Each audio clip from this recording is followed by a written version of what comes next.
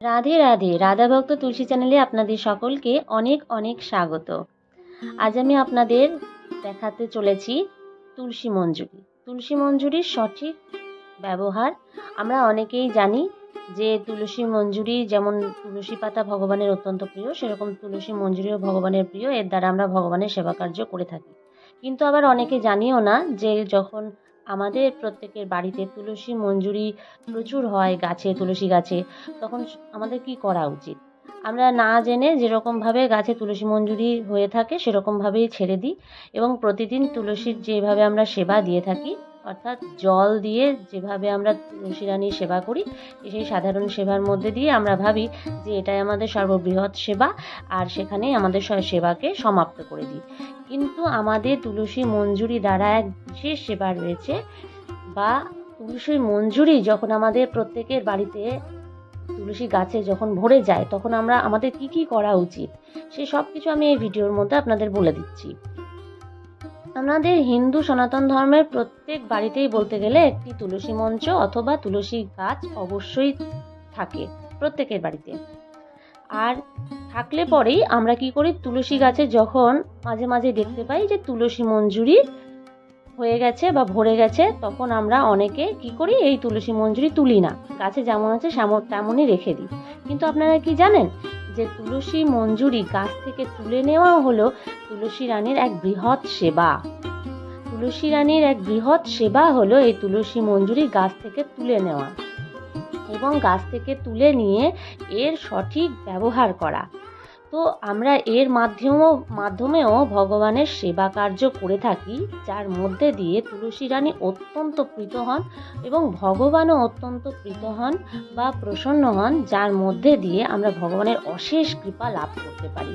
ঠিক যেই রকম আমি বলবো যে তুলসী রানীর আমরা যে সকল সেবা করে থাকি তার মধ্যে এটিও একটি শ্রেষ্ঠ সেবা বা বৃহৎ সেবা হলো তুলসী গাছ হতে তুলসী মঞ্জুরি তুলে নেওয়া।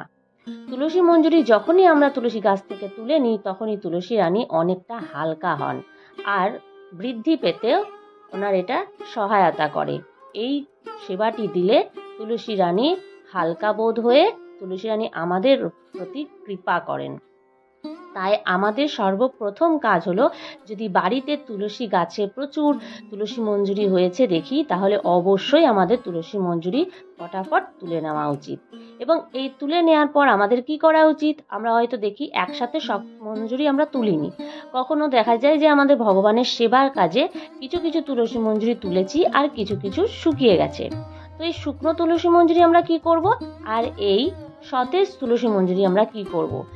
তো যারা এখনো পর্যন্ত জানি না যে তুলসী পাতার সাথে সাথে তুলসী মঞ্জুরি দ্বারাও ভগবানের সেবা কার্য হয়, তারা তো অবশ্যই তুলসী মঞ্জুরি সতেজ তুলে নিয়ে ভগবানের সেবায় কাজে লাগিয়ে দেবে। এবং সেই সেবা কিভাবে আমরা করব, শালিগ্রাম শিলা, ভগবান নারায়ণের যে শালিগ্রাম শিলা আছে তাতে আমাদের তুলসী মঞ্জুরি অর্পণ করলে ভগবান অত্যন্ত প্রীত হন। কিন্তু আমরা নারীরা কিন্তু শালিগ্রাম শিলা স্পর্শ করতে পারি না, তাই আমাদের তুলসী মঞ্জুরি তুলে নিয়ে বিষ্ণু তত্ত্বে আমরা কিন্তু অর্পণ করতে বা নিবেদন করতে অবশ্যই পারি। ভগবান শ্রীকৃষ্ণকেও আমরা তুলসী মঞ্জুরি দিতে পারি, তার ভোগেও কিন্তু আমরা তুলসী মঞ্জুরি দিতে পারি।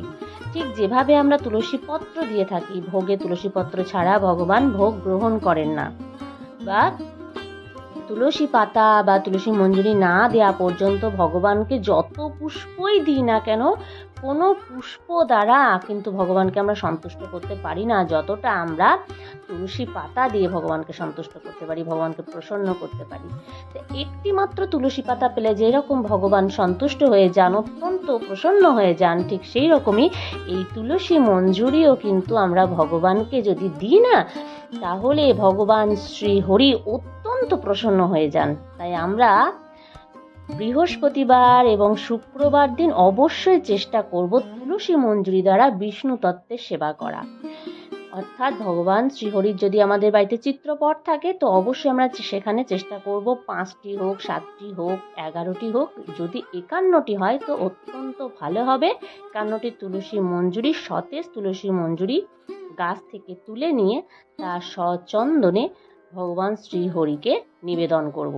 এতে আমাদের কিন্তু সর্ব মনস্কামনা পূরণ হয়ে থাকে। এই নিয়ে আমি আপনাদের একটি ভিডিও দিয়েছিলাম যে শুক্রবারে তুলসী মঞ্জুরি দ্বারা যদি ভগবান শ্রীহরির সেবা পূজা করা হয় তাহলে আমাদের সর্ব মনস্কামনা পূরণ হওয়ার একটি সুযোগ থাকে।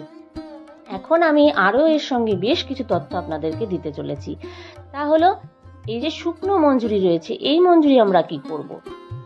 এই শুকনো মঞ্জুরিও কিন্তু আমরা বিশেষ সেবা কাজে লাগাতে পারি। ঠিক যেরকম অনেকের বাড়িতে একটি মাত্র তুলসী গাছ রয়েছে অথবা একটি তুলসী মঞ্চ রয়েছে, সেখানে আমরা তুলসী রানীর সেবা পূজা করে থাকি, তুলসী পরিক্রমা করে থাকি, তুলসী রানী প্রণাম করে থাকি, জলদান করে থাকি, সকল সেবা কার্য সেই তুলসী গাছেই করে থাকি।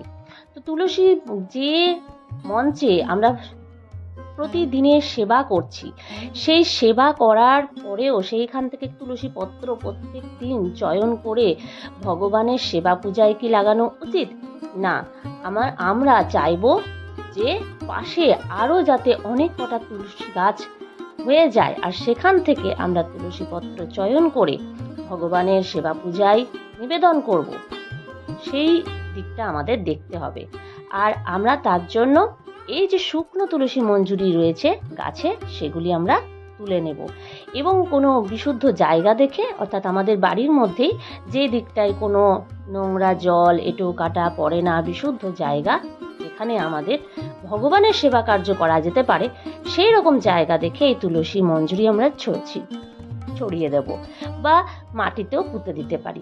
তাহলে কি হবে, এই তুলসী আর মঞ্জুরির দ্বারা আরও অনেক তুলসী গাছ বেরিয়ে যাবে এবং সেই সব তুলসী বৃক্ষ থেকে আমরা তুলসী পাতা রোজ চয়ন করে, অর্থাৎ যে যে তিথিতে আমাদের তুলসী পত্র চয়ন করার নিষেধ রয়েছে সেই সব দিনগুলিতে তুলসী পত্র চয়ন না করে বাকি দিনগুলিতে আমরা তুলসী পত্র চয়ন করে সেখান থেকে আমরা ভগবানের সেবা পূজায় লাগাতে পারি। ঠিক যেরকম ভগবানের স্নানে আমাদের তুলসী পত্র লাগে, ভগবানের ভোগে আমাদের তুলসী পত্র লাগে, ভগবানের শ্রীচরণে তুলসী পত্র লাগে, প্রতিদিনই আমাদের কম করে 11টি তুলসী পত্র ভগবানের সেবা পূজায় লেগে থাকে। তাহলে আমরা তুলসী প্রচুর আমাদের দরকার, আর তার জন্য একটি মাত্র তুলসী গাছে আমাদের কিন্তু চলবে না। তাই আমাদের আরো অনেক অনেক তুলসী গাছ পেতে গেলে, অনেক অনেক তুলসী বৃক্ষ পেতে হলে আমাদের এই শুকনো তুলসী মঞ্জুরিগুলি আমরা বাড়ির আশেপাশে বিশুদ্ধ জায়গায় ছড়িয়ে দেব অথবা কোনো নতুন টব এনেও সেখানেও আমরা লাগিয়ে দিতে পারি। তাহলে আমরা অনেক তুলসী গাছ পেয়ে যাব। আর তার সাথে শুকনো তুলসী মঞ্জুরি আরও একটি কাজ করা হয়, সেটা হচ্ছে যে এটা আমরা ভেষজ রূপেও ব্যবহার করতে পারি, কিন্তু সেটা আমরা সরাসরি করতে পারবো না, কারণ তুলসী গাছ বা তুলসী পাতা, তুলসী কাষ্ঠ, তুলসী মঞ্জুরি সব কিছুর উপরে ভগবানের আগে অধিকার রয়েছে। তাই আমরা ভগবানের শ্রীচরণে নিবেদন করে তারপর সেখান থেকে সেই মঞ্জুরি তুলে নিয়ে তারপর আমরা ভেষজ রূপে ব্যবহার করতে পারি। আমরা চায়ের সাথেও এটা খেতে পারি, আমাদের এটা অনেক উপকারী। তার সাথে এই যে তুলসী মঞ্জুরি রয়েছে তা আমরা ব্যবহার করব শুধুমাত্র যে শুক্রবার আর বৃহস্পতিবার ভগবানের সেবা পূজায় তা নয়, আমরা প্রতিদিনই তুলসী মঞ্জুরি ভগবানকে নিবেদন করতে পারি এবং তুলসী পত্রের অভাবেও আমরা তুলসী মঞ্জুরি দ্বারা সেবা পূজা করতে পারি।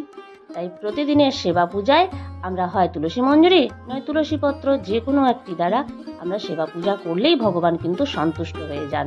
এবং তুলসী মঞ্জুরি তো ভগবানের অত্যন্ত প্রিয়, ভগবান শ্রী হরি শ্রী বিষ্ণুর অত্যন্ত প্রিয় হলো এই মঞ্জুরি। এই মঞ্জুরি দ্বারা তার পূজা করলে তিনি অত্যন্ত প্রসন্ন হয়ে যান। তাই তাকে প্রসন্ন করতে অন্তত সপ্তাহে একদিন তো পূজার্চনা করতেই পারি। তো নিশ্চয়ই আজকের এই যে তথ্যগুলি আমি আপনাদের দিলাম তুলসী মঞ্জুরি কিভাবে আমাদের সঠিক প্রয়োগ করা দরকার, সঠিক ব্যবহার করা দরকার, এসব জেনে নিশ্চয়ই আপনারা একটু হলেও উপকৃত হয়েছেন বলে আমার মনে হচ্ছে। তাহলে আজকের এই ভিডিওটাতে একটি লাইক করতে ভুলবেন না এবং আমার চ্যানেলটিকে সাবস্ক্রাইব করে বেল আইকন প্রেস করে দিয়ে আমার পাশে থাকতে একদম ভুলবেন না। রাধে রাধে, হরে কৃষ্ণ।